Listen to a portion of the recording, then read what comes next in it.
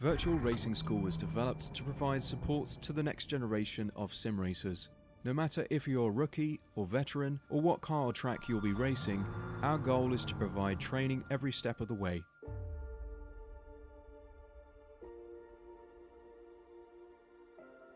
We found that iRacing can be quite difficult without proper training.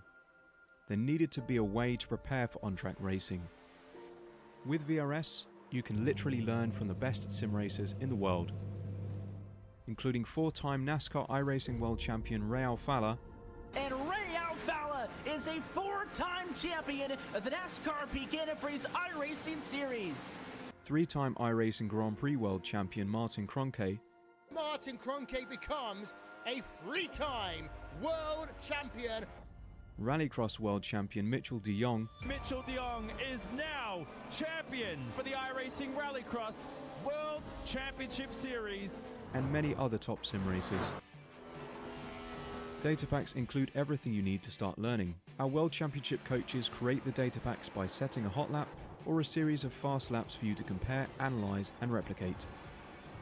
Data packs also include a tutorial where the coach points out techniques they use to hit the fast lap. This gives you access to the latest driving techniques and setups before you even hit the track. Sign up for a free account and download the VRS telemetry logger. With this application running seamlessly in the background, your laps automatically start syncing to the VRS website. From there, you can analyze and compare two laps of your choice, whether it's your data, the coaches, or your teammates. VRS will automatically target improvement opportunities so you can get up to speed even faster. VRS also makes it easy for you to request and schedule one-on-one or group coaching sessions. These sessions can range from 30 to 90 minutes, and you can select the car, track, and setup combination of your choice. Visit virtualracingschool.com today to sign up and get started.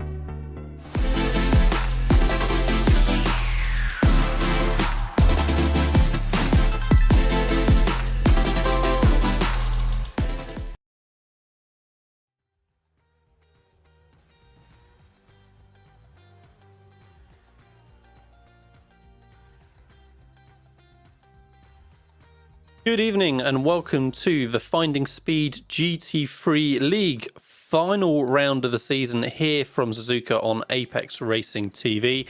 What a season it's been as well. 5 rounds going across the world, Europe and North America, and now wrapping up in Japan, of course, at the historic Suzuka circuit.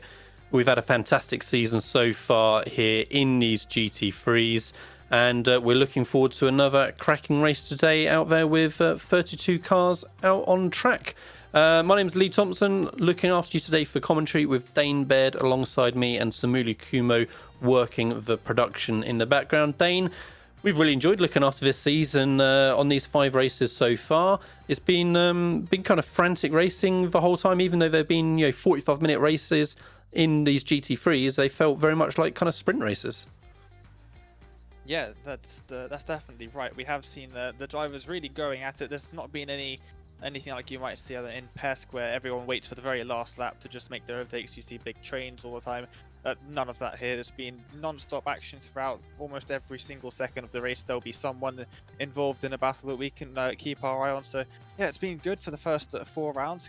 Hopefully we can continue that trend at Suzuka, which isn't usually a circuit that provides too much in terms of overtaking opportunities. Hopefully we can see some of those here today in this final round of the season. Still in every single championship, I believe. It's all to play for.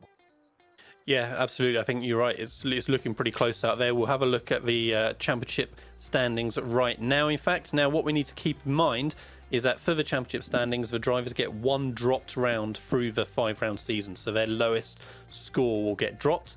that these standings don't yet include that. So hopefully at the end of the race tonight, we'll see those updated standings, see how the drop week then affects it, and we'll have our provisional results. But for now, as far as we're concerned, in the Pro Gold category, leading all season long is Tom Dadswell, who say he's been pretty dominant for the whole season, apart from last time out.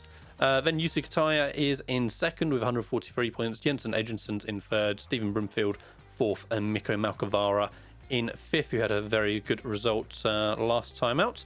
In the Pro Silver class then, we have got Stin van Neeren leading just by that one single point we can see over Dara Adriansons. So real tight battle there between the Ignium Motorsport driver and Indy Autosport driver. There's still just a few points behind then is Anthony Beck. So again, we'll have to see how the drop round affects those standings. But at the minute, there's a little bit of a gap then back to Checo Boshoff and Juan Manuel in fifth position.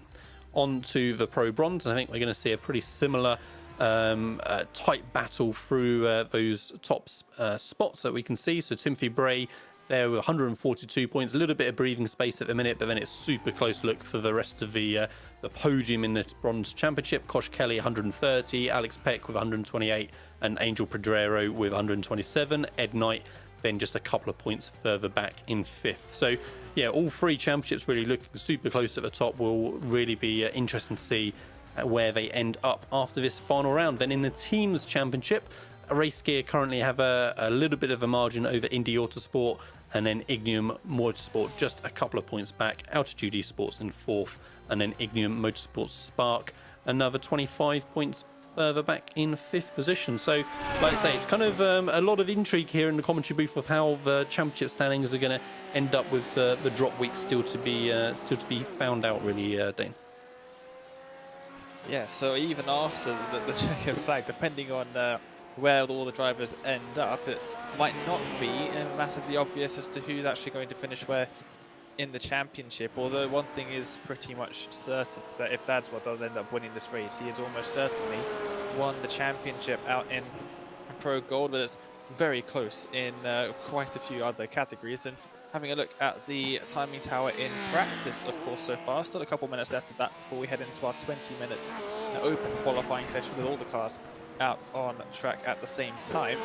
It is Dadswell who's out in front, but it's not the big gap that we usually have with him and between him and everyone else in practice. He usually has quite a lot of time to get into the swing of things and set a relatively very quick lap, but only 2 to 2.5 tenths of a second is the gap between himself and Malkavara, and then you've got Nealon just behind by another 10, and in that Pro Silver category, third overall, and there's Erden in the Bronze category as well, not too far behind either.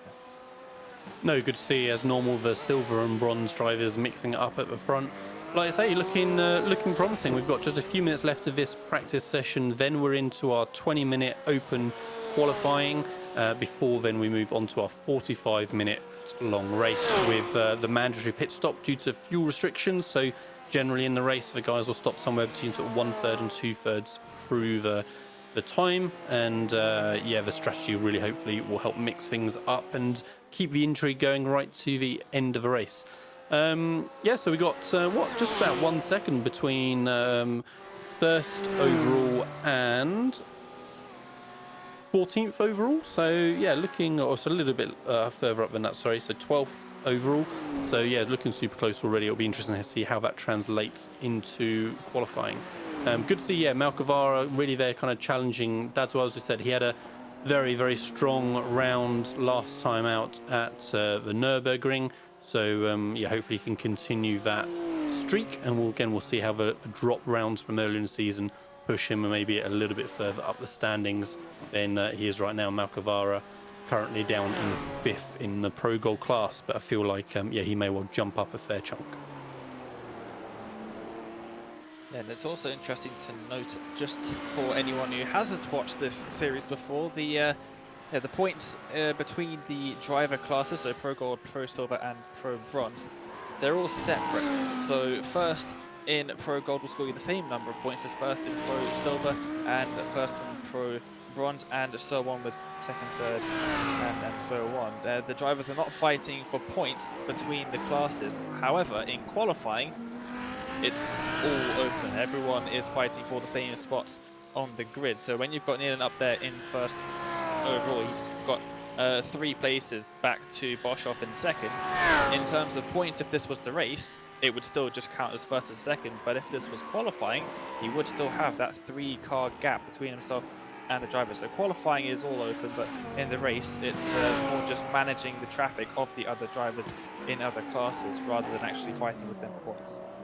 Yeah, I'd say kind of adds an extra dynamic to it, doesn't it? We've got races within a race, so yeah, for sure that's something that the guys need to take into consideration. Another thing they need to take into consideration is the kind of balance of performance with these GT3 cars that we've been seeing this season, and generally we've seen the Porsches looking the strongest, and that seems to be the same again today.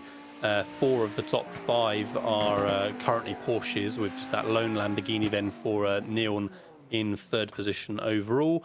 And then we've got a little bit of a cluster of BMWs a touch further down as well, just as we see on the timing tower. So yeah, we've got our normal lone McLaren Dane of Stephen Broomfield. We've got a couple of the Audis from Paul L and from Patrick Gannon, who hasn't put a time in practice yet actually, and that's kind of interesting because we saw him pretty close to the front last time out, really battling hard for the class win.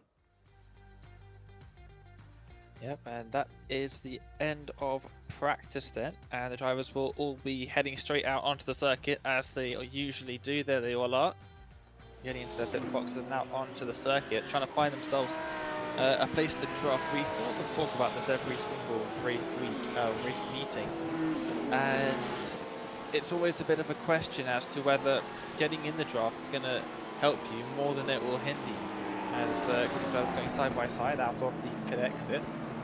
And they're all going to try and find some clear air, but are they going to try and find a large amount of clear air, like a good couple of seconds, get right out of any dirty air slipstream that's in front of them from other cars, or are they going to try and tuck in close to somebody and use the advantage down the straights? There are 3 sections of the circuit where that would be advantageous, but then you've also got these S's and a whole of the first sector and quite a bit of the middle sector as well, where maybe that's not what you would want. Yeah, I think you're going to have to rely a fair bit just on pure kind of luck for that, right? You like say you need a clear track for the first 2 sectors, exactly as you say, and then coming out the spoon curve, it would kind of be ideal then if you've just sort of started catching the car in front and you get the toe all the way down the back straight towards 130R, and then even maybe a tiny bit off of the final corner as well. That's kind of what you're after. So I think it's going to be pretty tricky to kind of plan that out unless you're organising with your teammate. Like you say, I think that's going to be too much of a struggle to be tucked up behind someone through the first sector.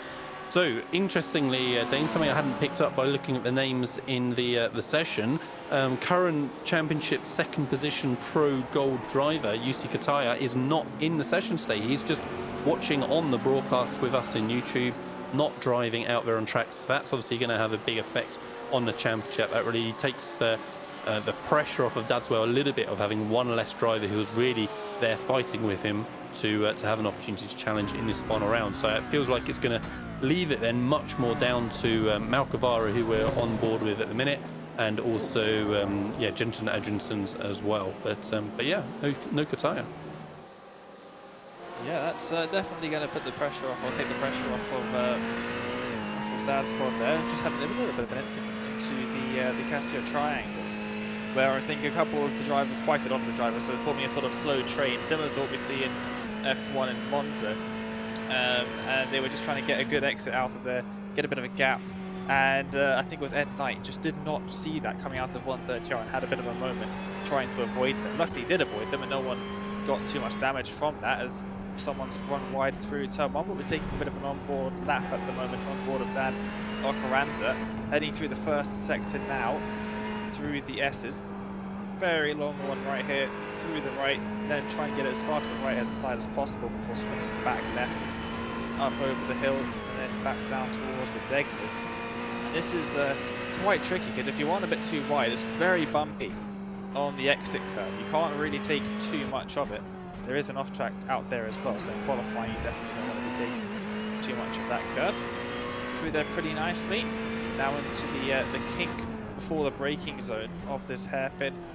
Many different lines you can take through here really, but very important to get the exit right, because you're now flat out all the way down into spoon. It's always curved, but still a pretty fast section of the circuit. So any speed that you can get out of that hairpin is going to be very advantageous. Now into Spoon, possibly one of the most important corner exits on the circuit here.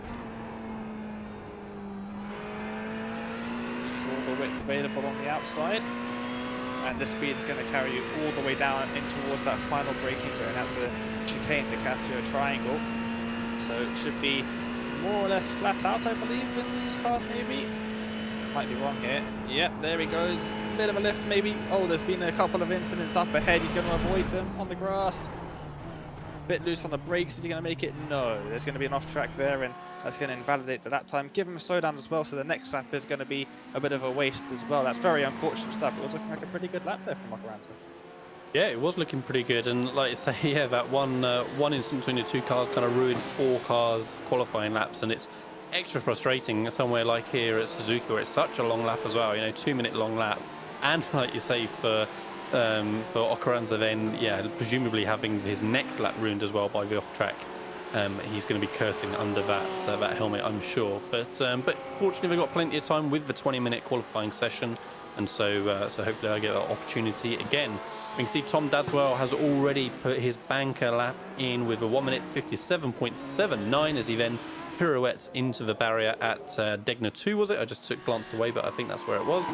And but say he's already got his banker in, so we'll see if anyone's really able to challenge that. I said in practice that Patrick Gannon hadn't put a time in, and he's jumped straight up into 2nd overall, 1st in the Pro Silver class. So he's obviously feeling up to speed with the car and the circuit, yeah, despite not putting that time in the session. Yeah, just very confident, no need to do any practice. It's just straight out there on his first flying lap, setting purple lap times. He's around about 3/10 off of the time set by overall leader Dadswell. It looks like he might have just run a little bit wide there through Spoon, and yes, you can see there he's got the off track, and that is his lap invalidated. He's going to reset back to the pits and try that one again, get some fresh tyres and yeah, some fresh tyres for the car, get a bit more speed out of his next lap. He's using old rubber here. We've got 20 minutes in open qualifying and no restrictions on the number of tyre sets that you can use. So he's going to come back out now and out towards turn number 1. Miko Malkavara coming across the line. It's the end of a flying lap, pulling to the inside to shorten the distance between himself and the start-finish line, and puts himself on provisional pole position. Absolutely, yeah. Stonking lap there from Miko. Remind me if I'm getting, or correct me rather if I'm getting muddled up, Dane, but wasn't it Miko that almost made me fall off my chair last week or last time out by telling me that he had never driven at Suzuka before? I think it was. I'm pretty sure, right? So obviously in the last in the last 2 weeks, he has got up to speed very, very quickly with this this classic circuit. Yeah, still blows my mind. And I think he said he'd been on iRacing for like quite some time as well, right? It wasn't like he'd only been on here a couple of months or something. So anyway, hopefully he's enjoyed his practice as well, and discovered what an amazing circuit Suzuka can be when you hook it up right, for sure. So yeah, going to be interested to see if Dadswell can come back at him for the overall pole position. Right, so as we're heading in towards the kind of end of the first half of qualifying, if you like, let's have a quick message from our sponsor, Asetek SimSports. So thanks to them for sponsoring the FindingSpeed GT3 League. And Asetek SimSports Invicta pedals are for the competitive gamer and racing enthusiast who want an immersive racing experience. The Invicta pedals have a hydraulic brake cylinder and a proper clutch point, and they differentiate from other manufacturers by having a true life feel and intuitive setup, all to give you the best and most realistic racing experience of driving on a real circuit. You can find out more about them and their products at asetek.com. So that's asetek.com. Also sponsoring the series this season has been Apex Racing Academy, and they provide 29 data packs for a variety of road and rallycross cars. Within those data packs you get the car setup, replay file, O-laps, B-laps, that sort of thing. They provide track guides and advanced track guides as well. There's integration with Virtual Racing School if you use their services, weekly group coaching services and more. You can find out more about them at apexracingac.com. So like I say, we're coming up to towards the 10-minute mark now for the qualifying session. Looks like Dave Erdin having a good start to his qualifying session with that current kind of pole position in the Pro Bronze class, but not having a good lap on this one, and his next lap is going to be ruined as well because he didn't get the run off of that final corner. Is this the end of a flying lap for Tom Daswell? Definitely looks like it, taking a whole heap of curb on that triangle. He's got a little bit loose on the exit. That's not going to help his course too much. Pulls to the right-hand side of the circuit. And there's another fastest lap of the session so far. That's only 0.03 of a second between himself and Markovara, but he has just tipped him. And he is up into provisional pole with 9 minutes around about gone, so just over 10 minutes left in the session, so plenty of time still for those times to continue to tumble down, but yeah, back up onto the top of the time tower. Yeah, great to see it being so close at the moment between the top two, like I say, just a few hundreds between them. So hopefully that will translate into the race as well, and we'll see a great battle between them two all race long. Of course, again with the very long straights that we have for the back straight and the start finish straight, there's opportunity to kind of hang in the drivers in front toe a little bit as well. So even maybe if one of the drivers ends up like a 10th off or something, hopefully that will translate into them battling still all race long.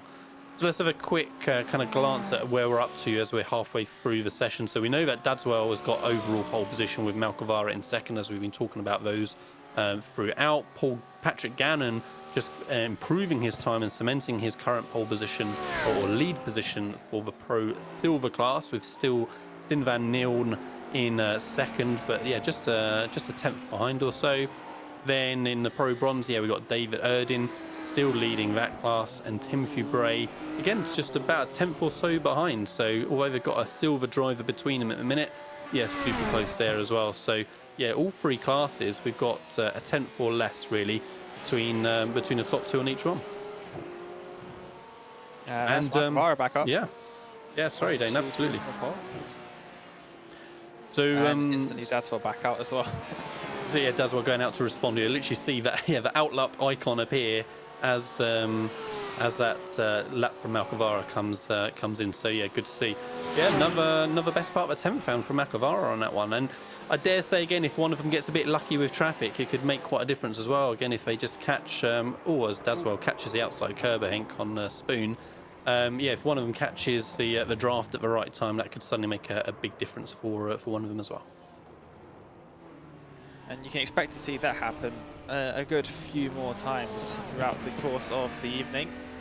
The curbs here at Suzuka, although they are almost flat, are absolutely treacherous. There's a very slight, it must be said, maybe 2 inches lip between the end of the curb and the AstroTurf on the other side. As oh dear, this is going to cause trouble for quite a few drivers. That was a huge impact for Robert Odam, as he already didn't have a qualifying lap there because it looks like he spun out a Spoon curve already, but something else happened that by the alternate pit lane. As I was saying, yeah, you've got those curbs. They have a bit of a lip, and if you're on the curb, you're all good. If you're over the curb, you're all good. If you go between and your tires just fall off that lip, that's your car spun around, and it happens at Spoon. It happens at turn 1 and it happens at 130R, and we will almost definitely see it happen more often as we head throughout the event, and as the tires start to wear and the drivers start to push a little bit wide, it will start to happen a little bit more. So either side of the curb and you're fine, but once you just transition from one side to the other, that's when the car gives up on you, and it will spin you around at a moment's notice, and there's nothing you can do to save it. So it's definitely something we will see more often. Dadswell overheating his tires there as well, so maybe he won't have the coolest tires heading into his next lap, which he is around about just out of the first sector heading into the Daytoners at the moment. And he's got to try and make up about a 10th to catch up and try and retake that provisional pole.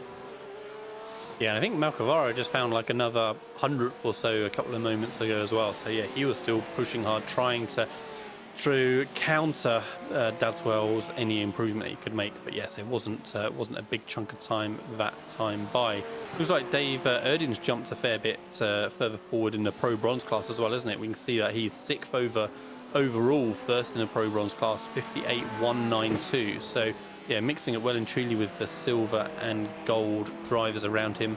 And yeah, that leaves Timothy Bray now second in Pro Bronze, just over 3 tenths behind. So yeah, he's really kind of broken the back of that for now, as Erdin. And say he's been looking strong, particularly in kind of the second half of the season. Has Erdin? Let me just remind myself how he's looking in the Pro Bronze Championship. He's still kind of, it's surprising, he's still kind of nowhere in the championship actually, is Erdin. So yeah, he must have really had a tough first couple of rounds then, and then kind of came back. So yeah, he had a did not start in round 2, and so again, it's likely then, isn't it, that with the drop rounds coming in, Dave Erdin could well end up challenging somewhere near the front of the championship standings after the end of this race if he can get a good result. But yeah, at the minute he's kind of buried in 12th in the Pro Bronze Championship. Yeah, I think a similar sort of thing has happened with Bradbury, who we saw a few races in the season, did pretty well. Wasn't there for the last race, I believe, and isn't here tonight either. But pretty far down the order for someone that we've seen up near the front multiple times in the season so far. But I would reckon that he would probably gain a couple of positions when all is said and done here. As we've got a car getting out of the way through 130 the drivers go. There's not really much need when they're on fresh tyres to run too far out there, nowhere near the curb on the outside. Sticking to the left hand side gets them a better run in towards the chicane. Out the chicane comes Alex Peck.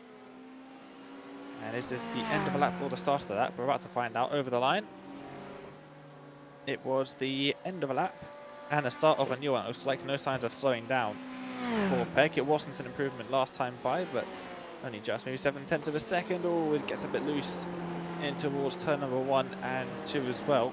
And that's gonna not start his lap off the best way possible, but see if he can try and recover from that. There is there are a lot of Pro Bronze drivers out on the track at the moment, and they're very close in terms of qualifying as well, just looking down the timing screen. Yeah, absolutely. Like you say, kind of Erdin and Bray are kind of ahead of the pack a little bit, but then from third downwards in Pro Bronze. No, you're not wrong, Dane. That's a good spot. Super close. 58.8, 58.9, 59 flat. 2 more 59 flats, then a couple of ones before then we get into a 59.4. So yeah, good sort of 5-6 of them within just over a tenth or so. So yeah, that's going to be an entertaining battle through the race as well in the Pro Bronze class. And exactly like you say, we have got a fair chunk of those Pro Bronze drivers out there today. Just seeing now Neon going through turns 1 and 2. We saw how tricky it was a moment ago for the car we were watching before. Yeah, it's a super tricky section of a track, especially in these kind of GT3 cars where they're not super high downforce. You know, you're wanting to take as quick an entry as you can into turn 1, but you've got to be setting yourself up for 2, you know, slowing the car down as you're turning through 1. How wide are you going to risk kind of going on the exit of turn 1, entry of turn 2, for, you know, where you could run out of track, get onto that curb, get onto the green AstroTurf on the outside, compromise your exit out of 2. It's kind of a really interesting pair of corners to try and balance like how aggressive you're going to be on the entry versus kind of how good a run you're going to get to start working your way up the hill through the S's.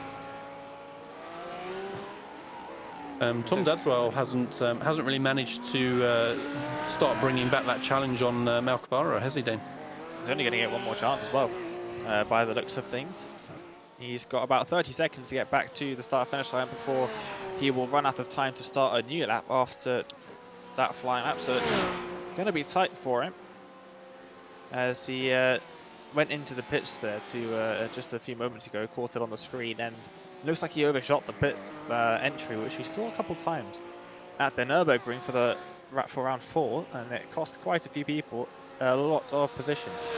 So something that the drivers definitely do need to be practicing, and definitely will help them as time ticks over to 18 minutes and 3 seconds, which means that no one else that starts a lap from now is going to be able to finish that lap within the end of the session. The session will allow the drivers to finish their laps, but of course it will be past the 20-minute boundary, which means the checkered flag will be out, and that will be their qualifying session over. So for the final time, Tom Dadswell will start a qualifying lap.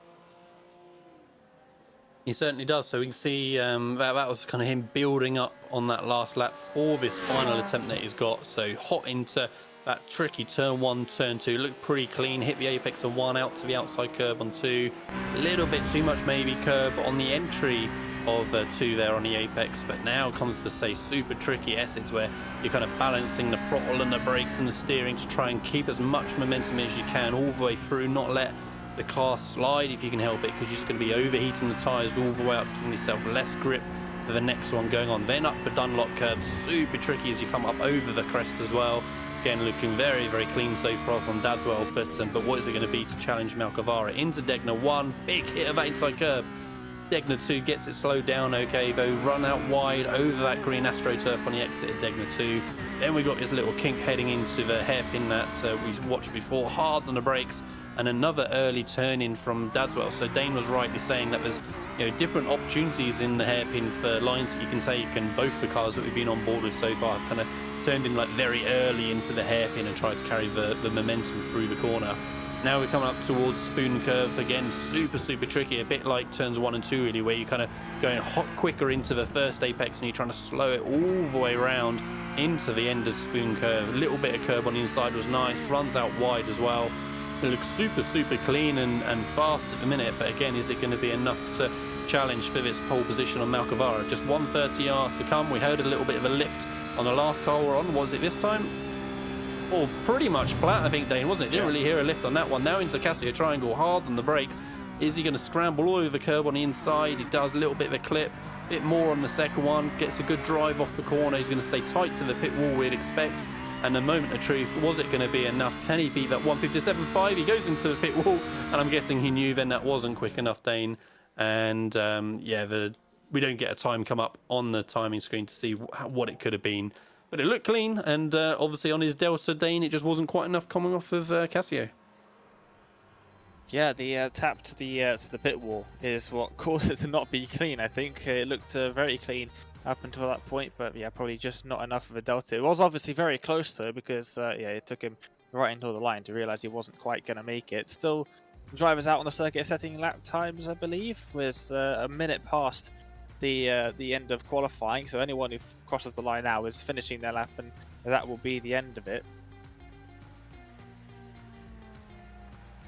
And so we hear from Simulion Production, that the estimate was that that Dadswell was looking about 3/10 down on Malcavara, so that's what he lost throughout the lap there. But like I say, it looked good from the onboard, so you can see that both those two operating at a very high level to get into the 57s, and we actually ended up with 5 drivers in the 57s in the end. 5 of them scraped into the 57s, so super good job from all of them.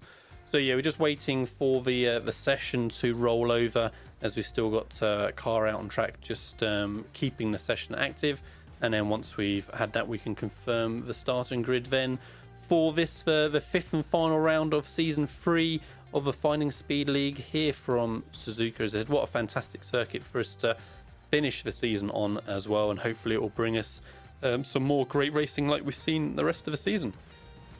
Right, so the session is just going to be rolling over momentarily, as I think we saw the car coming over the checkered line on one of the scenic shots a moment ago, and then we'll see the grid.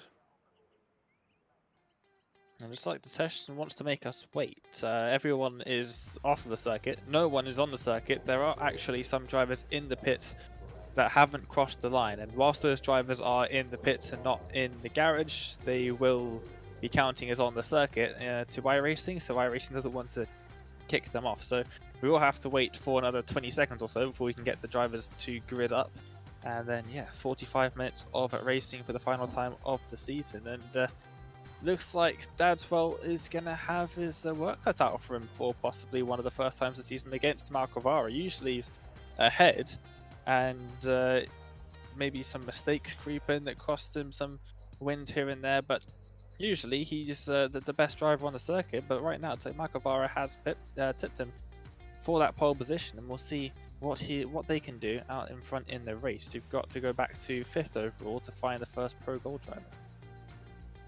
Yeah, like I say, the 2 Pro Silvers there really mixing things up at the front. Right, so now we can, the session's finally moved over to gridding phase. We can see the cars in the background there queued up behind the pace car. So now we can confirm those grid results. Mika Makavara, as we saw, taking overall pole position, 157.507. It was just a whisper over a tenth on Tom Dadswell in the end for Altitude Esports. Then third overall, first in Pro Silver, is Stijn van Neeren, with Patrick Gannon then in fourth, Robin Kubin in fifth, with Alan Garrett in sixth.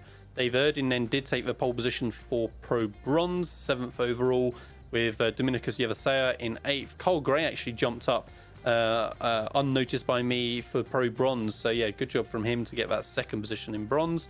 Paul L then 10th overall, with Christian Volkner in 11th. Timothy Bray then ended up in 12th, with Anthony Beck 13th, Brad Crouch in 14th, and Richard Jones in 15th.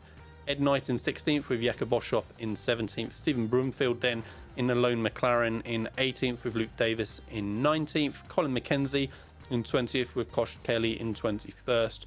Robert Odoms in 22nd, with Matt Knudsen in 23rd. Phil Reagan having a little bit of a tough time, it looks like, in 24th, with Angel Pedrero in 25th. 26th is Alex Peck, with 27th Darren Doherty.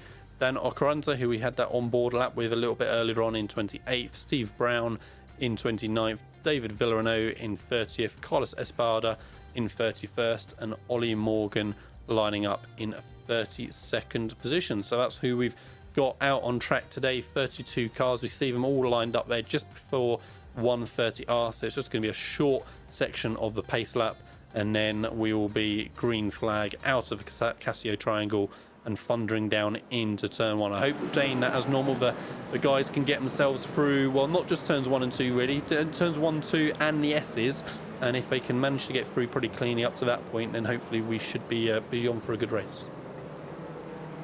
Yeah, they usually do sort of single out into single file by the end of the S's, but if they don't, then we can see a few hairy moments. It's not the widest circuit in the world, Suzuka, so we'll have to wait and see how they get on. The pace car pulls off to the right-hand side of the circuit, and the field is under Malcavara's control. Yeah, and he goes super early, Dane. So Malcavara's gone already, caught Tom Dadswell napping a little bit, and Dadswell's going to be under pressure from Neon. So Dadswell actually goes defensive from Neon, who's going to be overlapping him, I think, on the outside. Then Gannon, then Carragher. Yeah, Malcavara's got the comfortable space into turn one. Dadswell just trying to hang on the inside. He does keep that inside position, so holds on to second place. And then already pretty much into single file for the first 15 cars. Dane looking pretty tidy at the minute. I'm not seeing any cars falling down in order with an issue further down the field, so that's great to see. And a little dive up the inside from the Nitro Racing car there. I think it would have been Alan Carragher, but just about managed to back out of it. I saw that being a corner contact on that one, but nice and clean. And already they're working their way up through Dunlop Curve. And yeah, fantastic start the whole way through the grid. Dane, not a single car has moved more than 1 or 2 positions forward or back. Yep, and yeah, no incidents right, so far. As I say that, oh dear, I've commentator cursed half the field. That's a lot of drivers involved in that one. Looks like maybe 5 drivers are involved, and oh, it's a bit of an R3 join from Juvesa, getting in the way of a couple of Ferraris. Now they're trying to avoid each other, and more carnage in the background as it's like, oh, Carragher as well. He was running sort of 5th or so overall, so that's a real shame for Alan there, having a problem at the hairpin. So separate incident, it seems. I think it was Dave Erdin who not necessarily started it. We don't know why he lost control. Maybe he had contact from someone else, but it was Dave Erdin, I think, that was careering along the grass on Degner 2, presumably, say, losing control through Degner 1. So that was really unfortunate. Like I say, it was a cracking job from the whole field to get through half a lap there without incident, really. And unfortunate that those, yeah, like I say, half dozen cars or so in the end got caught up. Timothy Bray, that means then, because Dave Erdin, you know, we saw having that incident, Timothy Bray inherits the Pro Bronze lead. So he's currently battling in 9th overall, and say in his Pro Bronze lead. And so he will be trying to keep his head down and ensure that Ed Knight, who we're seeing on screen now in 2nd, can't close the gap and put him under pressure anytime soon. So yeah, Makavara at the front, then Dadswell, then Neon, then Gannon, then Kubin, then L, Beck, Jones, Bray, and then Stephen Broomfield gaining 8 positions as Ed Knight, was it? I think it was Ed Knight just losing control. Yes, it was on the middle of turn 1. We talked about how tricky that turn 1, 2 and 2 kind of conversion is, and we saw it right there. Issue as well for Brett Crouch, somewhere off of the exit of turn 2, and he's struggling maybe with his disconnection as well. But yeah, a couple of unforced errors there perhaps at the start of lap 2. But like I say, yeah, those couple of corners, Dane, can be really tricky. Yeah, the turn 1 especially, just looks like he got loose, tried to catch it, maybe he put in a little bit too much steering lock and then swung the other way. It was a bit of an odd one, but really all over the place on that car. But I do take Race by Hands, I take full responsibility for that first incident at the deck, because that was a massive commentator's curse there on quite a few drivers. It's still Malkabar out in front, it's worth mentioning, with Dadswell behind him, Neil in third. As looking at the timing screen, no one in the top 5 has changed positions so far, but that's the top 3 or 4 positions in Pro Bronze seem to be a bit unlucky at the moment. We're seeing quite a few instances from drivers inheriting those positions. As we look a bit further down in the Pro Bronze at Matt Knudsen, and he has gained 4 places from where he started at the beginning of this race after 1.5 to 2 laps so far, with 1.8 laps it's saying on the timing screen he's done. So yeah, just gaining some places, trying not to get involved in any of the incidents. Oh, he runs a bit wide at 130R. He'll pick up an off track, but nothing more than that. He managed to get all over the curb instead of transitioning over the curb, so he avoided the auto spin. As Colin McEntee down into the pits, that's definitely not scheduled, so possibly some damage there. Brad Crouch also into the pit, so maybe that's the incident that we might have seen heading out between turns 2 and 3 at the beginning of this lap. Yeah, it's unfortunate for both of them. I mean, say we talked about the mandatory pit stop required for your race, but we think it's going to be too early for that. Then the limited fuel that they're going to be able to take on, I think, to carry them to the end of the race. So that's going to be tricky for them continuing on. Yeah, watching those Pro Bronze cars a minute ago, so that's going to be a group to keep an eye on all race long. I think we saw how close it was for like the mid pack of the Pro Bronze drivers in qualifying, and so far in the race that looks to be continuing on. Here's Malkavara then, just trying to build a little bit of a gap over Tom Dadswell. It's been floating around 1 second to 8 tenths for the last kind of lap and a half or so. Dadswell just hanging in the coattails for a minute, but yeah, Malkavara is great to see, feeling confident out on track at the minute. Patrick Gannon then is going to be looking at under a little bit of pressure from Roman Kubin possibly anytime soon, so just like half a second or so between them two as well. In fact, sorry, it's Gannon, the one that's closer on Neil, sorry, so Gannon that's pressuring Neil in front of him for that Pro Bronze, Pro Silver first position. And Kubin just behind as well. That 3rd place in Pro Gold, but 5th place overall, and he's trying to catch up to them as well. Won't be for points, he'll have to catch up to Dadswell did score any more points than he currently will be, but it's always fun having a bit of battle out on the circuit, so we often see the drivers battling out with each other anyway. You've raced it into the pits from 5th place in Pro Gold. Gannon says the fastest lap of the race in the Pro Silver category. Those fastest laps are, I believe, dependent on the car classes, and they're not just overall. So he's faster than Nealon on that last lap, definitely closing down the gap, and it's a very small gap at the moment. I think if he closes it down anymore, he'll have to start trying to make a move, because he's going to run into the back of that Lamborghini Huracan just in front of him. Yeah, kind of two almost identical cars, isn't it, between the Lamborghini and the Audi, just a different body shape really on the two cars, otherwise very, very similar. But as we saw in practice, yeah, Gannon looking confident in that car, and again, hopefully we're going to continue to see this battle for a long time to come between Nian and Gannon. Looks like Dadswell closed a little bit.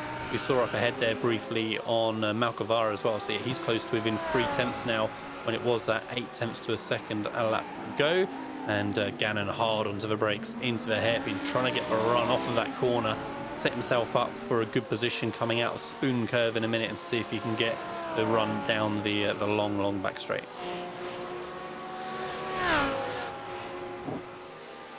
So as they head into Spoon then, yeah, what kind of balance is Gannon going to be able to keep of how close underneath that rear wing can he get of Nian? Both look pretty tidy through there. I think maybe Nian just a fraction wide off the apex on the exit of Spoon, and yeah, we can see that that's given Gannon the opportunity just to try and tuck right up under his rear wing. As Nian going to go defensive and push Gannon to the outside. He just kind of sits in the middle of the track a little bit, but not quite enough Gannon to get an overlap. And Nian just struggling on 130R, as does the car in the background. Kubin it is. Oh, hard into the wall. Kubin more than struggled through 130R. So heavy hit from him. And yeah, he's going to need to pit for repairs. Yeah, that was a huge impact to the wall on the outside. Not a massive amount of runoff there. It looks like there might be a driver struggling through a spoon curve as well. Getting a tiny bit loose, maybe running actually a little bit wide. There's all sorts of cars heading down in towards the Casio Triangle. Maybe a look up the inside for the driver 19th overall. That's Ocaranta. Tried to send it up the inside of Knudsen just in front, but it wasn't to be. Pulled out of it very well. Didn't get into the back of that 911 GT3R. But yes, some pretty close battles out on the circuit between a few of the drivers. One of them is 3 tenths, and that is the gap between Tom Dadswell and Malcolm up in front. Oh, as Knudsen runs wide through turns 1 and 2, and that's going to allow not only Ocaranta but also Gray as well. So Carl Gray in the BMW there. There's a hefty amount of damage to the front of that car, I think, and to the back as well a little bit, it looks like. Involved in some incidents at the start of the race, I believe.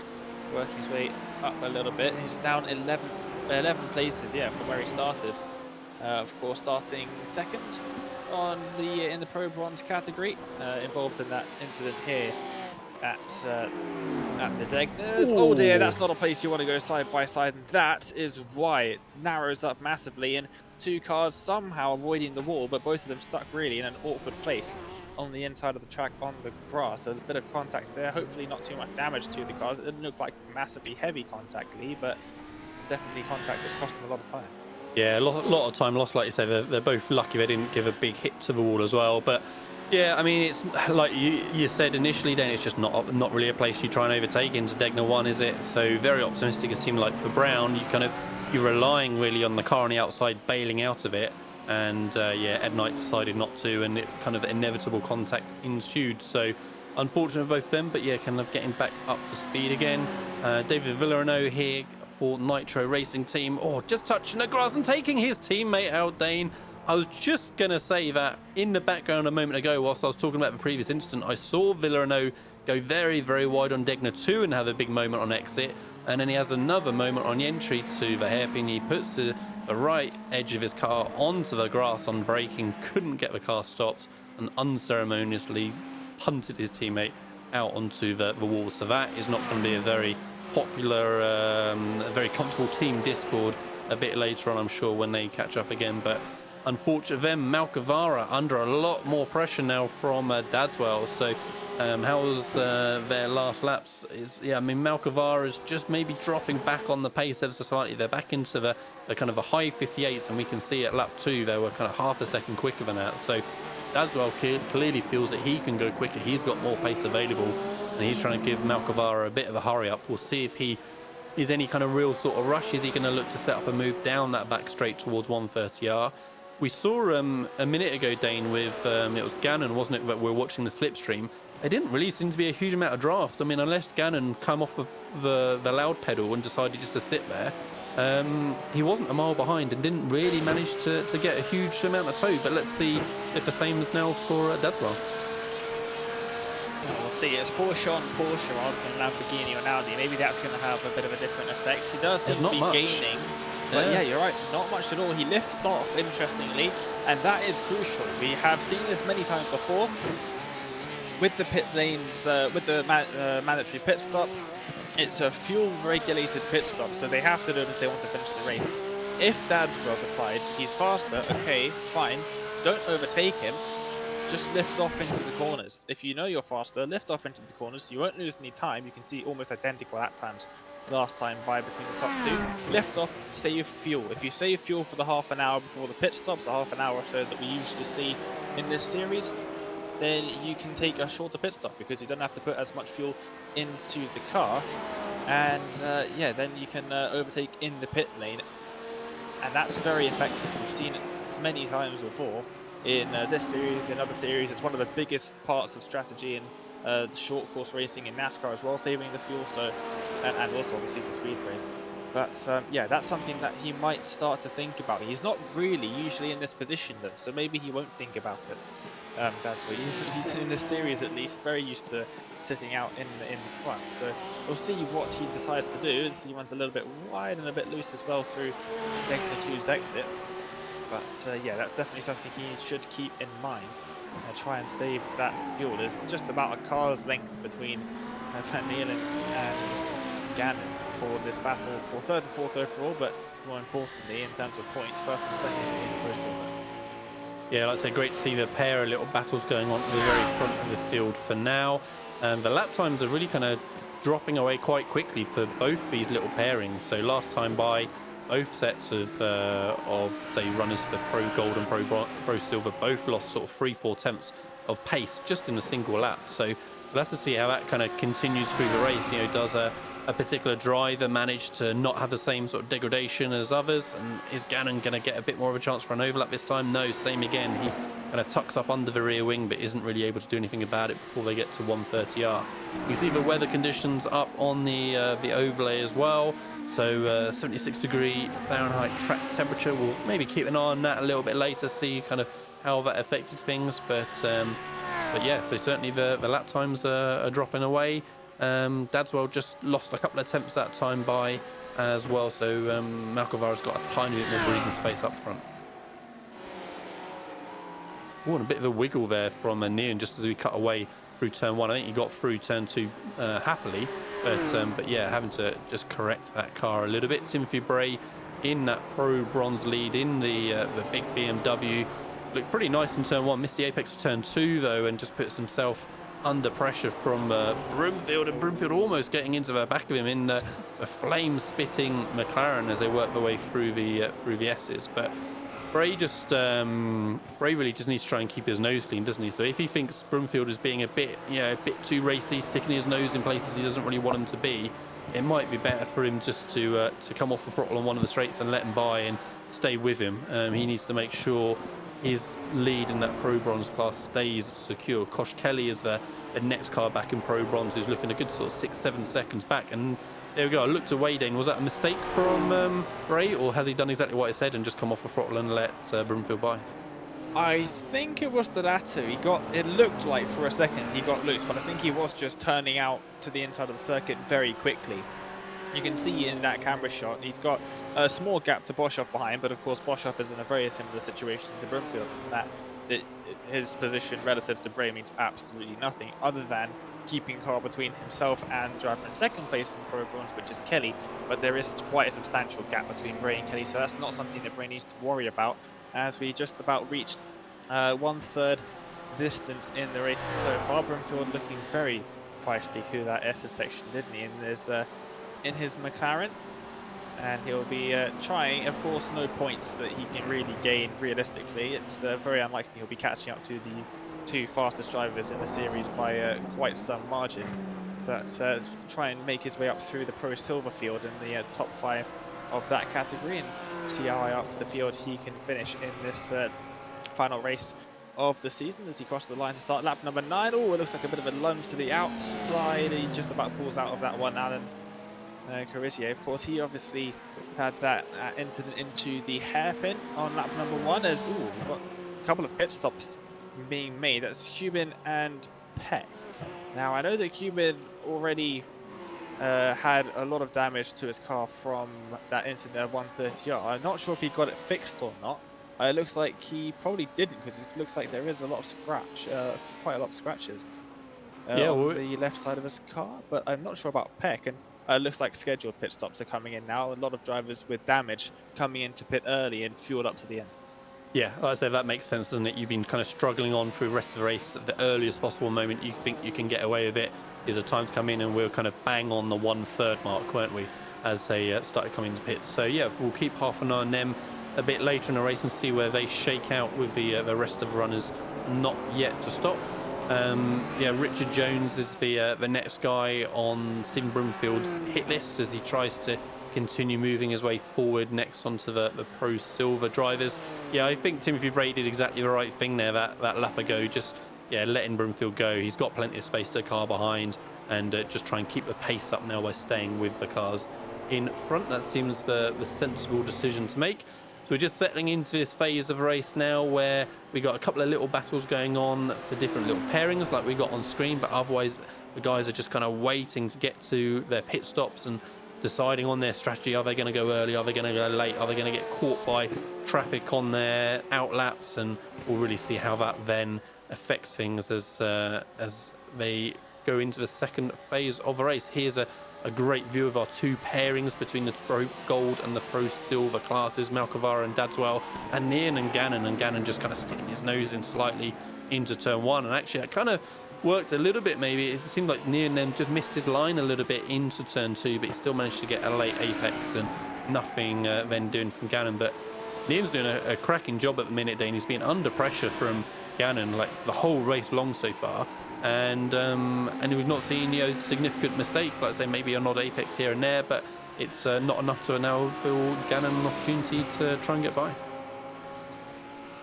But is Gannon fuel saving is a pretty good question. He seems to be glued to the back of that Lamborghini, so it wouldn't surprise me if he was able to just lift off in the corners every now and then and save even a lap of fuel. Even saving less than a lap of fuel is still worth it, because you'll be able to put in less fuel. If you can save over a lap, then of course you can pit a lap later, and that also helps when you get a bit of clear air in front of you. I reckon Gannon would love a little bit of clear air in front of him at the moment, but doesn't want to try and risk making a move. And the low risk option is to just chill behind and lift off into the corners as we ride on board.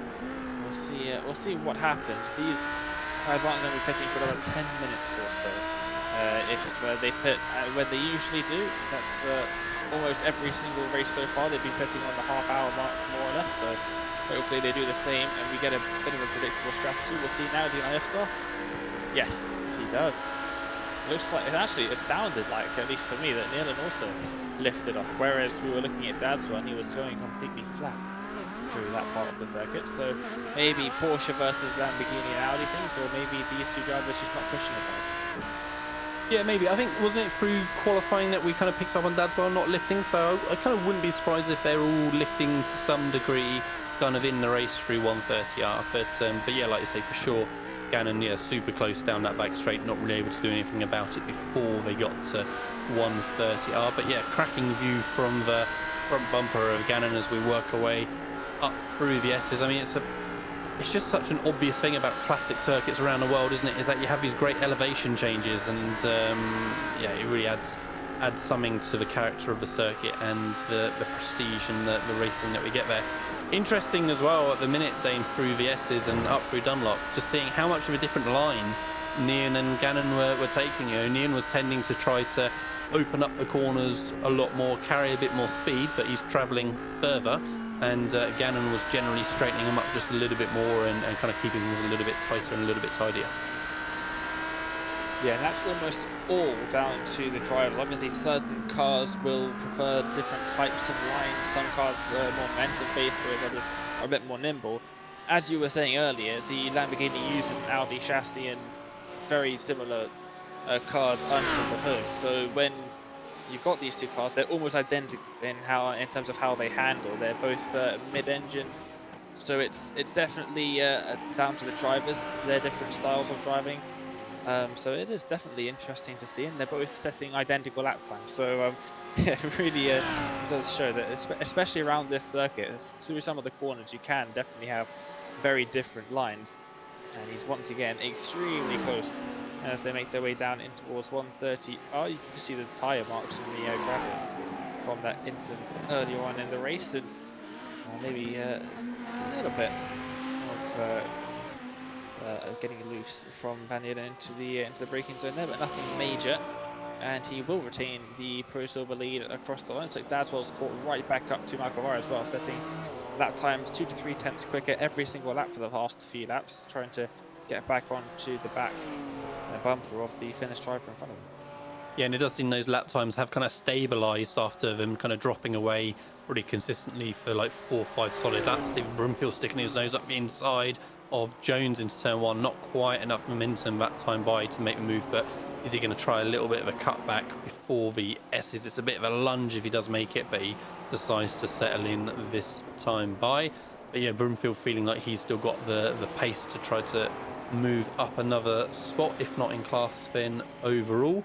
But yeah, like I say, yeah, starting to really come into the period where we're going to start to see more and more of these pit stops starting to come in, and we'll see if anyone does try to do anything different. Does either Dadswell or Gannon decide to try and go early because they feel like they've got a lot more pace and they just can't make the use of it with the car directly in front of them. I'd kind of be surprised if one of them can go a lap longer. I mean, it's such a long lap here, of course, at Suzuka, but you got to save a lot of fuel to make that work. So we'll have to keep a close eye on those kind of strategies. But yeah, no such concerns at the minute for Timothy Bray in that Pro Bronze lead. So he's still looking at sort of a 6-second gap or so to Kosh Kelly on screen now. Yeah, Kosh has gained 10 spots from his starting position on the grid. So yeah, great job from him to be staying in that second place in bronze and keep the pressure up on Bray. He's got a bit of breathing space as well to Luke Davis then 3-4 seconds behind him in third in class. Stephen Broomfield we see having a little bit of a think before 130R, but nothing happening that time by. Is he going to make a little bit of a lunge into Casio? No, wasn't close enough, couldn't keep the momentum through 130R, but Jones super wide into the chicane there, but so was Broomfield, and Broomfield causes an incident, and Timothy Bray gets tangled up as well, keeps it out the wall. Timothy Bray's going to struggle to get it turned around in any kind of sort of time now. That was really unfortunate. We'll have to have a look at the replay in a minute to see exactly what happened with Broomfield. He just seemed to just drive straight into the unfortunate as well. It was kind of waiting to happen, wasn't it? Pedrero, it was that somehow didn't see Bray, kind of sat there stationary the whole time as he came off the chicane. But yeah, let's have a look at the replay then and see exactly what happened. Say both Jones and Broomfield overshot the first part of the chicane. Broomfield had got a much better exit and just drove straight in the back of... Oh, it's because Jones was going in the pits. Yeah. So Broomfield got caught out by Jones going into pit lane. Yeah, drove straight into the back of him, and yeah, just Broomfield we were seeing was pretty eager the whole race and was just trying to take that opportunity as soon as he could. It's a shame that my advice that Bray took backfired. You know, letting Broomfield by to make his race safer ended up costing him the Pro Bronze lead. So really unfortunate for him. We've not been very kind to the drivers today, have we, in the commentary booth? It's caused quite a few incidents. I would just like to say that Kosh Kelly, just looking at the driver photo, I did ask this a couple of weeks ago. I did wonder, is that a real snake? It is a real snake. He has 7 snakes at home. He keeps snakes, and that is a real snake wrapped around the headband of his headphones, and whilst it looks like he's in a flight sim. So that's something interesting about our current Pro Bronze leader. I've just seen that in the driver channel for the league in their Discord server, the FindingSpeed Discord server, and yeah, he also has a bearded dragon. So that is interesting. I did always wonder when looking at that, is that a real snake or is that like a little plastic one? But no, it is a real snake, and he is leading. But unlike how Bray was leading, where he had a bit of a gap behind him, you'd say he's got half a second of a gap between himself and Davis just behind, and that is definitely a gap that he will want to try and increase as much as possible. And into pit lane. So yeah, Kosh Kelly takes the earlier side of the pit stops, and yeah, like I say, we'll see how that shakes out in that Pro Bronze class once his challengers make their pit stop as well. But yeah, so really at the minute then, now that that kind of Broomfield Jones Bray battle got broken up, the only real pairings are still the top 2 Pro Gold and the top 2 in Pro Silver, still just half a second apart between each of those little pairings. Still Gannon just putting the pressure on the whole time but not able to do anything. Still Dadswell putting the pressure on Malcavara but not having that opportunity. Yeah, it's looking like a tough circuit out there to really even have an attempt at any moves. You know, we've just seen him kind of sat there within that half second pretty much all race long. So I'd be surprised if any of them goes, you know, kind of long, but I wonder if one of them is going to try and pit a lap early and try and do something different, because otherwise you'd kind of expect the status quo to remain all race long. Or of course, all it would take is a mistake, but there's been no signs of that so far for Malcavara or for Neon. Both been running very solidly so far. Nian feeling needs to go quite defensive on the approach to 130R, but no, it still wasn't an overlap from Gannon. But Gannon takes a big old chunk of inside curb on the 130R. Kind of expected him to struggle in the middle of a corner with the car getting a bit unsettled, but seemed to have no such issues.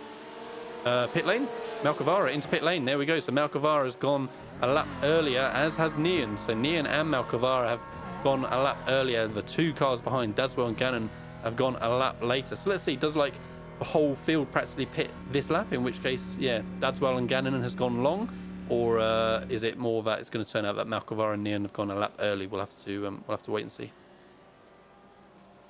Looks like yeah, Boshoff has stayed out on the circuit. Brumfield stays out on the circuit as well. So having yeah, said that, those then. are all drivers that were in a bit of a train, sort of. So it is interesting. And then here come a lot of drivers into the pit, or a couple of drivers, I should say, leading train. So it looks like every driver that wasn't in the middle of a train has pitted. So that could be very interesting. We'll see when the drivers come out. Malcavara still in the pits. Oh wow, problems. Oh, is for that a penalty? Malcavara. Yeah, perhaps he got. We had this earlier on in the season, I think, right? Where somebody got a pit lane entry speeding limit, and we were trying to desperately figure out why someone sat in pit lane so long. Was it they were taking tyres? And yeah, it turned out there was a speeding penalty to the pit lane. So if that's what happened for Malcavara, that would be super, super unfortunate. Let's see if we can see anything obvious on board as he heads into to pit lane. Where are the yellow cones for the pit limit? No, looked fine. Oh. I mean, unless he screwed up. Oh, the limiter didn't turn limiter. on. He floored it, thinking the limiter's on. That's great, and then the limiter didn't actually turn on, and he's just floored it and started accelerating through the pit lane. So that is awful for Malcavara. Really, he did nothing wrong. Maybe finger slipped off the pit limiter button. Oh, that's terrible. Back out onto the... Yes, that's really unfortunate for Malcavara. That's dropped in now behind Kubin, who had already made his pit stop very, very early in the race. So, yeah, crazy. Dadswell makes his stop then, as expected, the lap after, as does Gannon immediately behind. So the pairing to watch now is going to be Gannon and Nian. Where are they going to come out in relation to each other? But yeah, crazy. I have a feeling as well. It was one of the same cars, one of the race gear cars, I think, as well, that maybe had a similar issue early in the season. We'll have to go back and check. But yeah, certainly have a feeling it was the same livery. So where is Nian then, as he's going to be coming around the final corner any moment now? And Gannon needs to be getting out of pit lane super quick if he wants to be there and challenging. Dadswell pulls away, Gannon pulls away, so it looks a pretty clean stop for both of them. Here comes Steen van Nian working his way down the front straight. Where is he going to appear? It's going to be super close. I think Gannon is going to have this Dane into turn one. It does. Nian lost maybe a second or so through the pit stop phase. Going that one lap longer for Gannon has paid off. And yeah, that whole time sat behind Nian in the first half has paid off for Gannon. We'll see now if just the roles are going to be reversed. Like I felt like Gannon had a little bit of pace over Nian. Is that going to show, or is Nian now just going to be sat in the gearbox again and all the way through the remaining 50 minutes? We'll have to wait and see.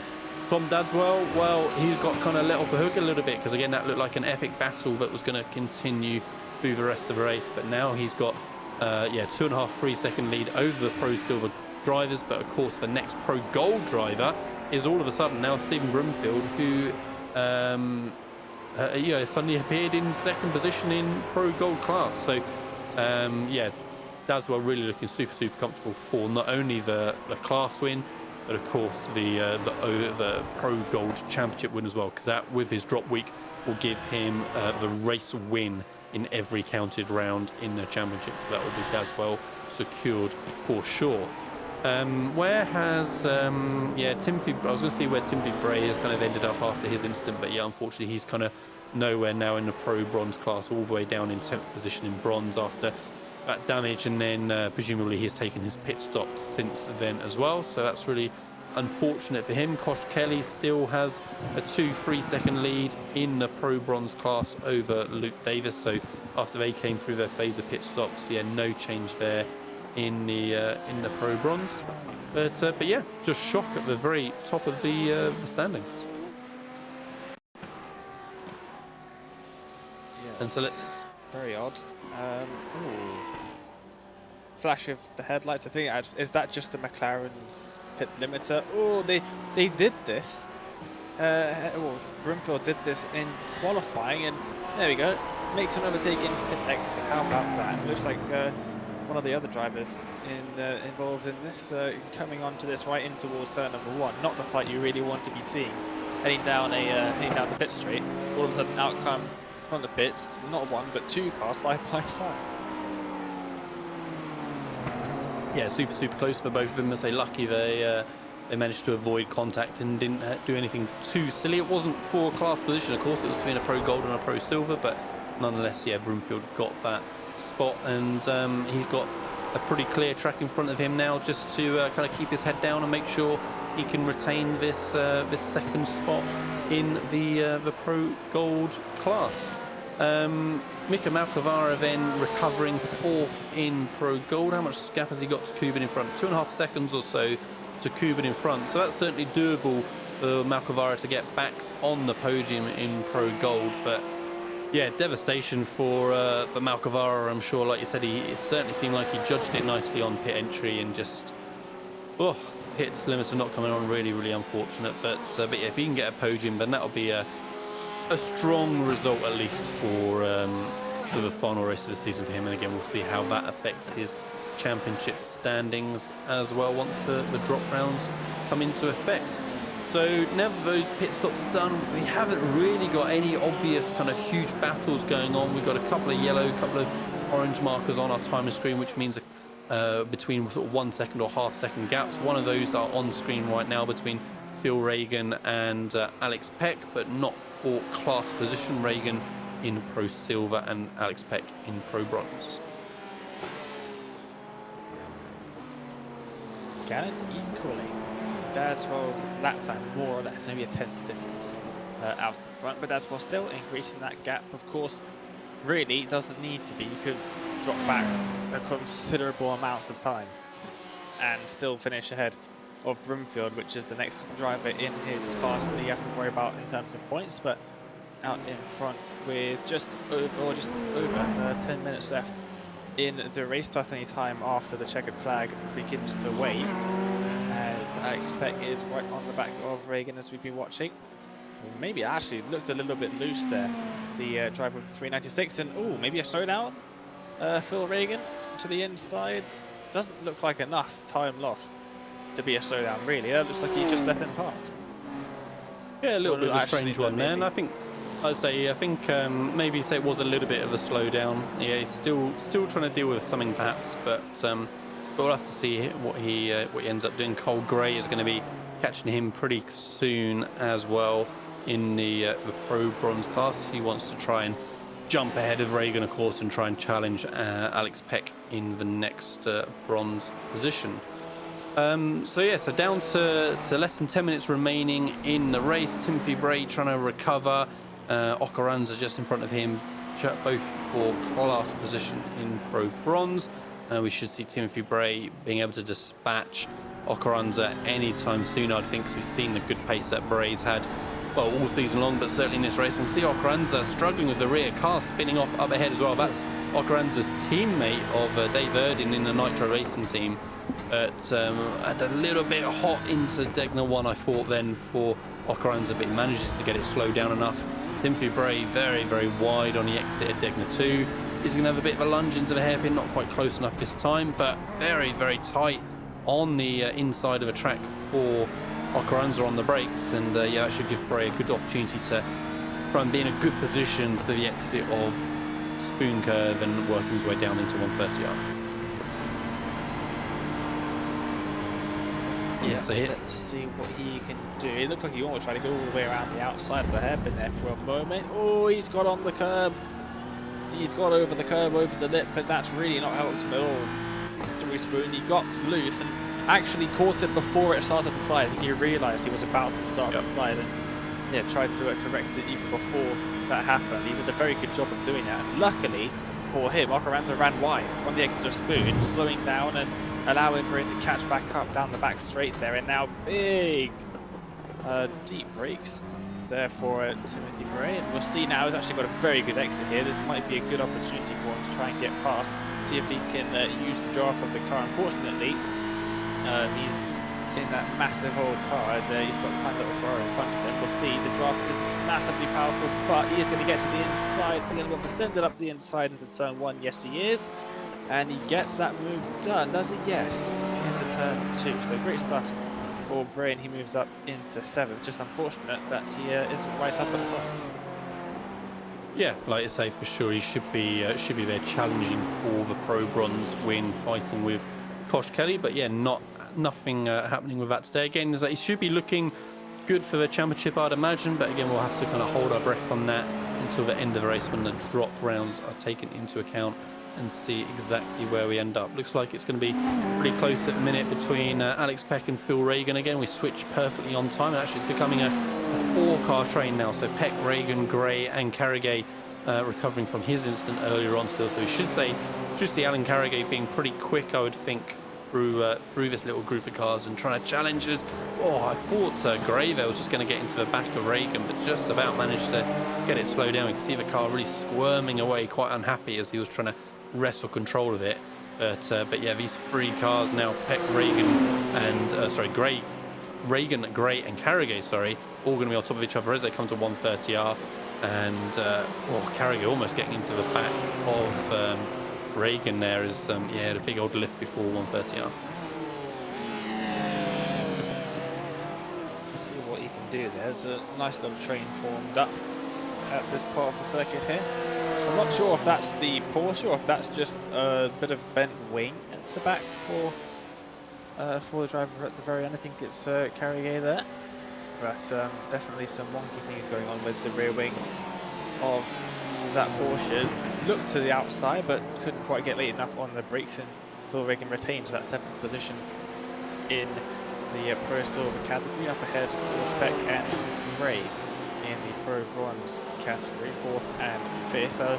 I'm interested to see what the gap is between Macavara and Cuban in 3rd and 4th in that Pro Gold category. I think it's only about half a second or so, maybe 6 tenths of a second. So maybe Macavara can salvage some points in that battle. Looks like, yeah, the 2 teammates, of course, as well at race gear. So yeah, Macavara catching up to Cuban. Of course, he had that big off at 130R earlier in the race. So both of the drivers having some incidents in the race, and Macavara very unfortunate not to be right up at the front, if not leading this race. Although I think Dazzle would have saved enough fuel potentially to come out in front. It definitely would have given us a good battle for the last 15 minutes. Unfortunate that he had that speeding penalty and ends up instead down in 13th overall, as we take a look back at this battle for 4th and 5th in the Pro Bronze.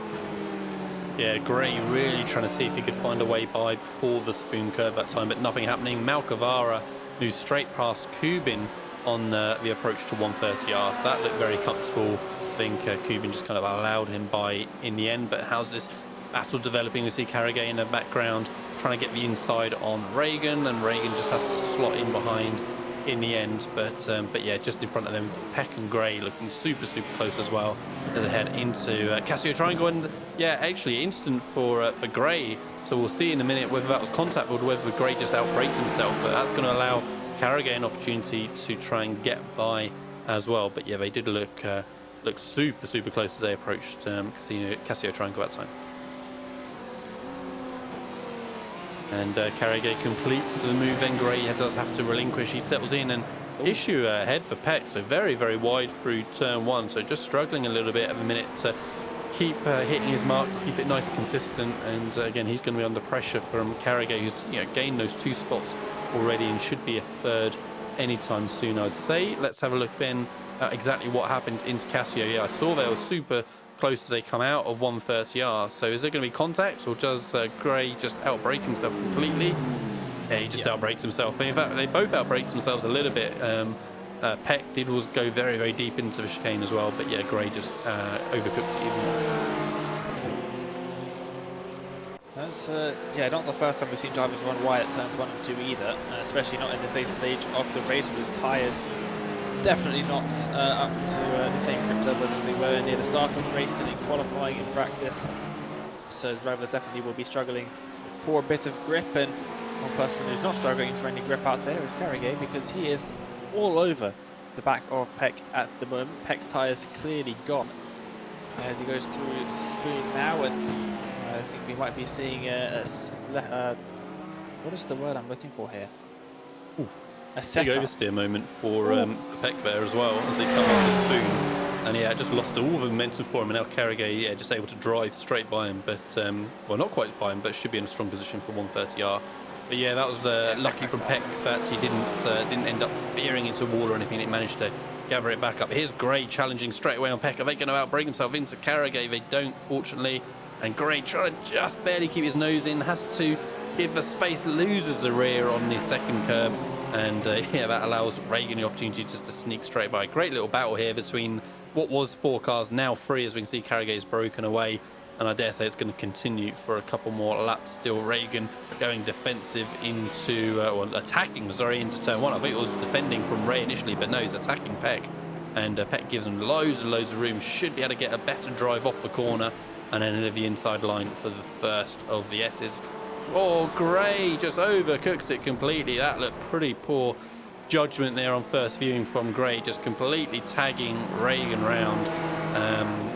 I mean, what are you going to do into the first? As I said, 2 cars in front of you are kind of side by side. There's nowhere for you to go.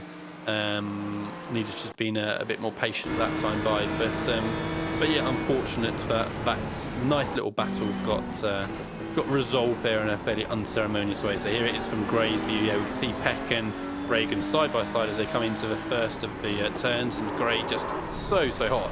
Hit both cars. In fact, it sounded like from the onboard, it kind of sounded like he tagged the side of Gray initially on the left before then hitting the rear Reagan. So yeah, that's not how you want to kind of conclude that battle, unfortunately. Yeah, definitely not ideal, as Dadswell, Gannon and Nealon now are heading through. I think we're on the final lap as well, by the way, Dane. So yes, they are. That's right at the start. So. Yeah, that's where we can see going through the S's and up through Dunlop Curve now, and there's only 15 seconds left on the timer. So yeah, that's going to be final lap, and say an opportunity maybe in bronze for a change of position. I can see Luke Davis looking pretty close to the car behind of Robert Odom, so could be a little bit of movement there. Third and sort of second and third, or it's Davis on Kosh Kelly, sorry, the other way around. So Kelly under lots of pressure now. Luke Davis was 2-3 seconds back last time I looked, so it was a slow lap last time both from Kosh Kelly, 2:01.34, and that's what's allowed Davis to close right up. So I'll have to keep an eye on the timing screen as they complete this final lap to see exactly where that develops. Patrick Gannon looking comfortable still over Nian, so he wasn't able to gap Nian after the pit stops, but certainly he looked a little bit more comfortable than Nian did with Gannon behind him in the first half of the race. And all it was that 1 lap difference in pit strategy that made the difference for Gannon and allowed him to take that step ahead. But Tom Dadswell, like I said, he had a pretty tough kind of first half of the race, just sitting in behind Malcavara, pressuring. I mean, how much was he kind of fuel saving? How much was he trying to push hard? We'll have to find out in the interview afterwards, but really let off the hook in the second half of the race. Tom Dadswell just into Casio Triangle to finish things up over both the curves, and yeah, that's going to be an almost perfect season for Dadswell, looking dominant in the Pro Gold class all season long. Congratulations to him, finishing up in the FindingSpeed GT3 League. Gannon did take first position in Pro Silver over Nian as expected, and yeah, they look very happy with that for both of them. How is that battle between Kosh Kelly and Luke Davis going on? Kelly feeling the need to go defensive on the approach to 130R. Is Odom's gonna try and cut back? He does, but nothing quite happening that time by. Looks clean for both of them on the exit. No opportunity for Kelly to run wide. And yeah, I think Luke Davis there knows that that battle is done, as they almost get tripped up in front by the very slow Nitro Racing driver behind. But Kosh Kelly does hold on for that Pro Bronze win. So yeah, good job from all 3 classes. Like I say, they showed us some good battling all the way through the race. And Suzuka, like I say, it wasn't one of maybe the classics of the season. Dane, but yeah, we saw some nice little battles out there, and unfortunately not too many incidents in the grand scheme of things. Yeah, we didn't see that many incidents. There were, as always, lots of small isolated incidents. We didn't see any massive things happen at the start of the race. That one incident involving maybe 5 or 6 drivers at the very beginning. But yeah, lots of good, clean racing there. It was a very good race to end off a pretty good season, all things considered. We have got our champion still doing, well, I'm assuming our champion. He's had an almost perfect season if he's not the champion. I don't know who would be. But that's well out there still doing some laps, so I'm assuming he knows he's champion as well. So this is there he goes. He stops on cue as always. Every time I talk about him, he ends up stopping. So that's well just outside of the East Circuit or the West Circuit pit lane, getting joined by a couple of the other drivers there as well. Fantastic season that all the drivers have had, and yeah, lots of drivers very happy with their performances out on the circuit. And I believe we also have those team standings as well. I'm not sure who has taken those. Those weren't very close, but I think it was still close enough that there could have been an upset, depending on whether or not drivers had some issues in their teams. Of course, those team results are based on the top 2 drivers from each team overall, so not including those driver-specific classes. Race results for Pro Gold. Tom Dadswell taking the win and also the championship as well, so massive congratulations to him. Tim Brumfield inheriting second place after Mikko Malkovara had that terrible pit lane speeding penalty after the limiter just did not engage. He finishes in third place after a pretty decent comeback drive, it must be said. Roman Kubin started third and ended up in fourth after a bit of a spin into 130R, out of 130R I should say, ended up in the wall on that occasion. And Dominika Jovesa finishes in fifth, 21 laps down. He didn't have the best of times out there. Patrick Gannon takes the win by just under a second over Steen van Neerland in Pro Silver. Paul L finishes in third, Anthony Beck in fourth, and Jaco Boschoff in fifth. The rest of the results are up on the screen there. Ollie Morgan didn't finish the race, unfortunately, but everybody else did. So 10 drivers from Pro Silver finishing that race.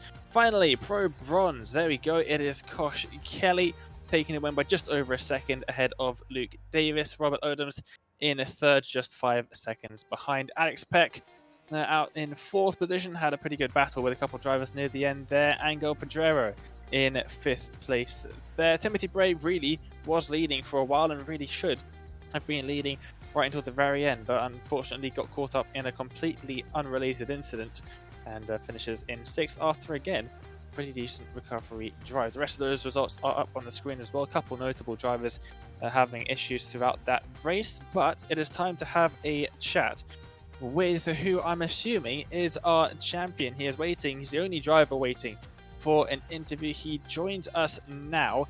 It is the one and only Tom Dadswell. Tom, can you hear us? I can. Well, first of all, massive congratulations on taking the win here in the final round at Suzuka. I am 99% sure that secures you the championship as well, so big congratulations there. If you haven't won it, I don't really know who else would. But yeah, rounds off a very enjoyable season for yourself. Yeah, thank you. It's been great.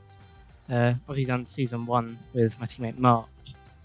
We got a 1-2 in that as well, but Mark won it that time.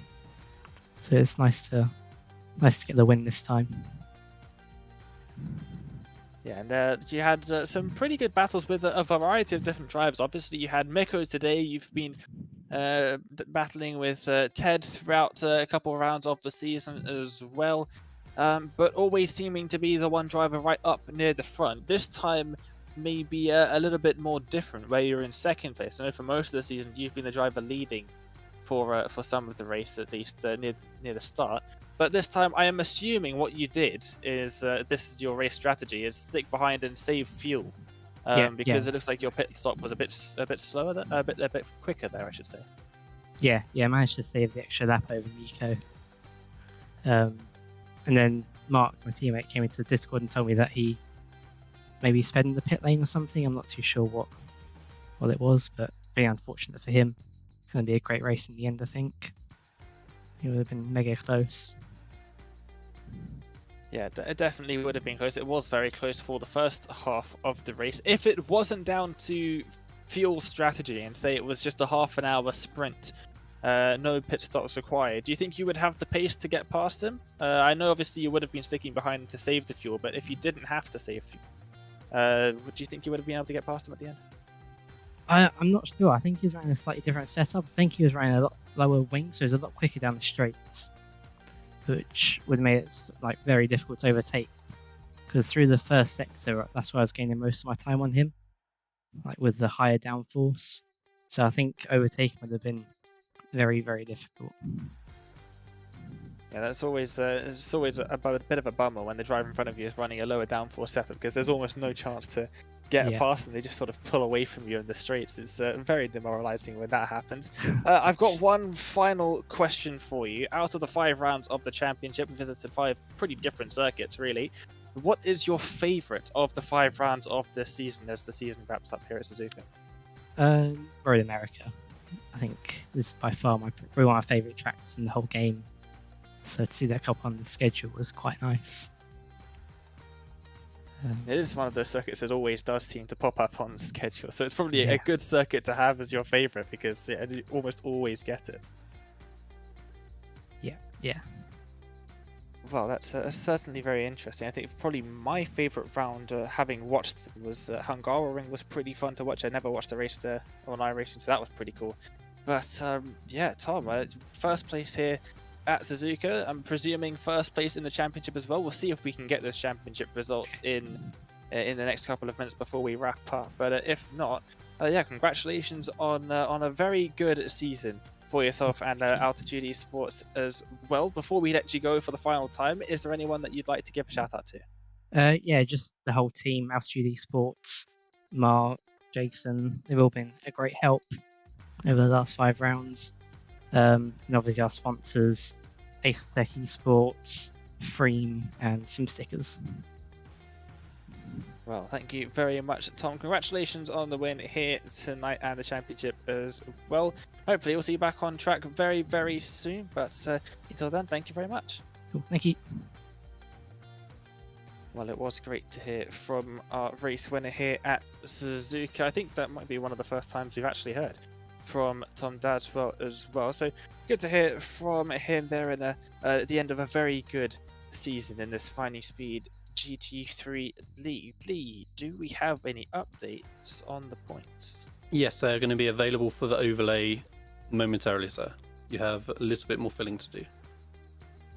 All right. Well, I think a good place to start, I think if Samuli will be so kind, is to look at the very start of the race, because we did have not too many overtakes happen, but a couple of drivers gained 4 or 5 places when we had a bit of an incident heading into the Degness. So we'll take a look at the race start then. It was Miko who had control of the field, and straight out of the Casio Triangle, bang, onto the throttle right about here. Off he went. And yeah, massive gap that he already had. And then it was all Dadswell's job to try and keep Steen Van Illen just behind him. They went side by side down the front straight and in towards turns 1 and 2. And we are going to focus on the Nitro Racing car just behind here in the 333 car. We'll see what happened heading into the Degness is what I'm most interested in. We got single file the entire way through the field from the very beginning. They went through turns 1 and 2 and nice and clean single file right from the start. A little bit of a look up the inside for a couple of drivers, but nothing that actually materialized.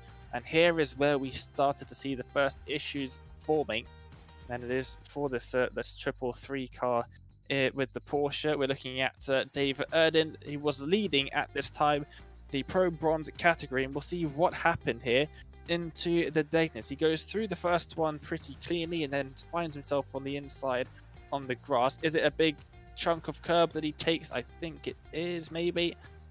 No contact? Yes, there was contact. He got a bit loose and then gets collected by a driver behind, hits the wall and slides back into the path. Didn't actually immediately take anybody out, but it was just running into the back of him that took out a few drivers and caused a big old checkup, which took out a couple more drivers as well. At the same time as this was all going on, Alan Carrigay, another one of the Nitro Racing team drivers, they all seemed to get involved in some kind of issue throughout tonight's event. It seemed like they had terrible luck in today's meeting, even two of them getting into each other. And then at the same time as all that was happening, something else happened here at the hairpin. So very unfortunate stuff at the very start of the race, but that just about wraps up all of the main issues that we saw throughout the race. We obviously had a couple of drivers making contact. We had that issue at pit entry involving Stephen Brimfield and a couple of other drivers as well. Timothy Bray involved in that one, taking him out of the Pro Bronze lead. But yeah, it was, for the most part, Lee, a very, very clean event. No, it was good to see. Like I say, it was looking super promising in lap 1, and then just unfortunate that instant halfway around. But no, it was good overall. Right, so we have provisional championship results. So, you know, pending any steward decisions and that sort of stuff. But in the Pro Gold category, exactly as we kind of had deduced, Tom Dadswell ended up with a pretty comfortable lead with 198 points over kind of a little bit of a surprise on our side. Stephen Broomfield jumping up into second in the Pro Gold with 163, so ending up 35 points off. But Yusuke Katai, who wasn't available for the round tonight, finishing third with 143. Mika Makavara then 141. So yeah, he could well have got that second place in the championship, I would guess. And then Jensen Edginson's in fifth. For the Pro Silver class, we had Stin Van Neen, who took the class championship win over Anthony Beck by 9 points. Jacob Boshoff then another 15 down, and Patrick Gannon finishing even with Yako third and fourth. Dara Edginson's then in fifth. So yeah, congratulations to Stin Van Neen as well. And then in the Pro Bronze class, Timothy Bray just by 3 points in the end over Kosh Kelly. So it could well have been important there at the end. Timothy Bray, Kosh Kelly, defending from the Luke Davis it was at the end. You know, it was so close with how the points are going to end up. It could well have been that if Kelly had lost that top spot, it could have made a difference in the championship. But as it turned out, yeah, it wasn't quite enough. Alex Peck then in third with 161 points.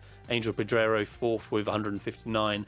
And Luke Davis in fifth with 155. So yeah, congratulations to Timothy Bray for the Pro Bronze win. And then for the Team Championship, we're looking at Race Gear ending up with 293 points, Altitude Esport 256, Ignium Motorsport Park 211, Indy Autosport 208, and Ignium Motorsport 203 points. So yeah, like I say, they're all provisional results, but yeah, those are now including the dropped round that we had been waiting for kind of earlier on in the evening to check. So like I say, looked comfortable for Dadswell and Stin in the end in the championship there, Dane. But yeah, very, very close for Bray, just about taking that Pro Bronze win. Yeah, it was always good to see some close championship battles right to the very end.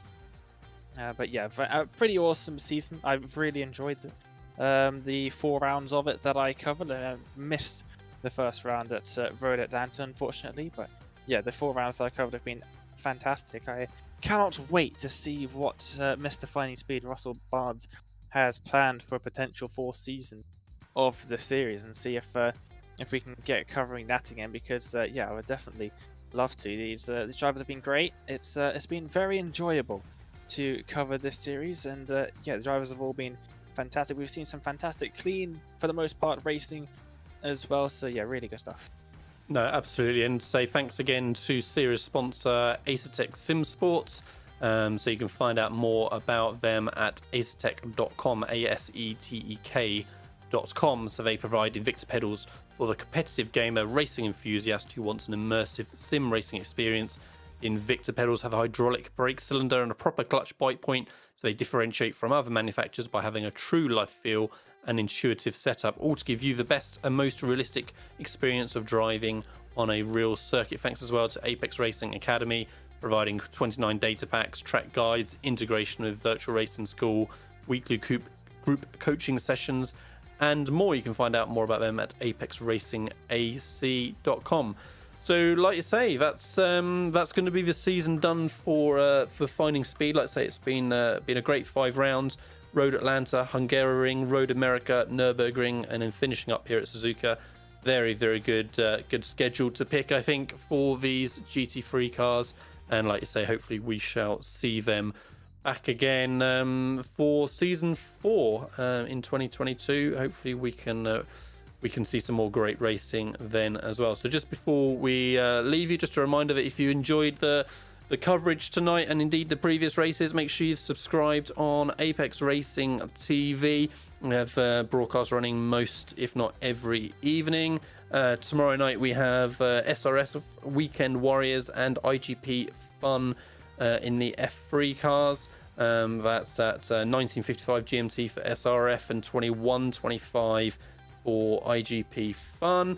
Then we've got US based 01:15 GMT kind of on Sunday night is the Cross Series League of Off-Road at the minute. Off-Road Pro 4 Series is what they're looking after. And then on Monday we've got ARL Mazda Cup, IndyCar Open Series, ARL GT3. Like I say, we've got them rolling through kind of every evening. So if you want to see more, then please do subscribe. So that will be us wrapping up the season here. Please do join us again for future broadcasts. And like I say, hopefully we'll see season 4 here of Finding Speed back again very soon. Lee Thompson and Dane Baird looking after you on commentary, with Samulu Kumo on the production. And we shall see you again for the next event very soon. Thank you.